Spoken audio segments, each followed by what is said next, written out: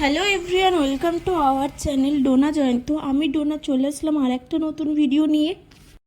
প্রথমে তোমাদের সবাইকে জানাই শুভ রাখি বন্ধন। তোমরা সবাই কেমন আছো আমাকে কমেন্ট বক্সে জানিও। আমি ভালো আছি। ওই দিন ছিল রাখি পূর্ণিমা, তাই আমাদের বাড়িতে পুজো ছিল। প্রথমে আমি নারায়ণ ঠাকুর আমার গোপুকে চান করিয়ে নিয়েছিলাম, তারপরে পুজোর জন্য সিংহাসন সাজিয়ে নিয়েছিলাম। মাঝখানে আমি পুজোর জন্য পৈতে খুঁজে পাচ্ছিলাম, সেটাই বারবার করছিলাম। এরপর আমার ঠাকুর সাজানো কমপ্লিট হয়।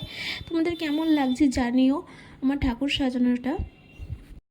আমার ঠাকুর সাজানো কমপ্লিট হয় আর বোন আমাদের বাড়িতে এসে পৌঁছায়, আরও আমার জামাটা একটু সেলাই করে দিচ্ছিল। এরপর আমার গোপুকে, নারায়ণ ঠাকুরকে, কৃষ্ণ ঠাকুরকে আর মহাদেবকে আমি রাখি পরিয়ে দিয়েছিলাম।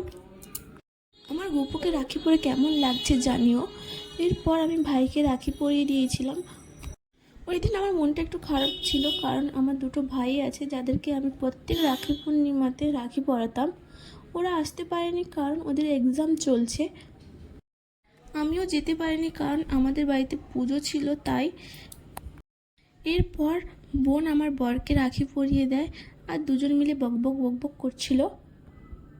রাখি পরানো কমপ্লিট হওয়ার পর ওরা জিমে চলে যায়। এর কিছুক্ষণ পর বামুন ঠাকুর আসে। আমি এখানে পুজোর জন্য ফলটা কেটে নিচ্ছিলাম আর বামুন ঠাকুর অন্যদিকে চিনিটা মেখে নিচ্ছিল। এরপর বাড়ির পুজো শুরু হয়ে যায়। আমাদের আগের ভিডিওতে আমি বলেইছিলাম যে আমাদের প্রত্যেক পূর্ণিমাতেই পুজো হয়, তাই এই পূর্ণিমাতেও পুজো হচ্ছিল। এরপর আমাদের আরতি শুরু হয়ে যায়।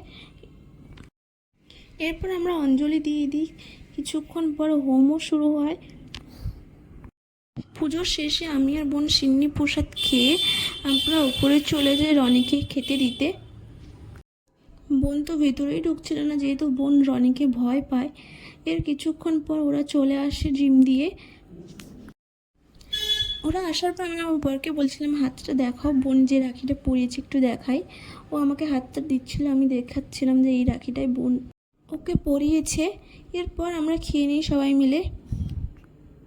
ওই দিন রান্না হয়েছিল মাছের ঝাল, মাছ ভাজা আর অনেক কিছু হয়েছিল, সেগুলো আমি খাইনি।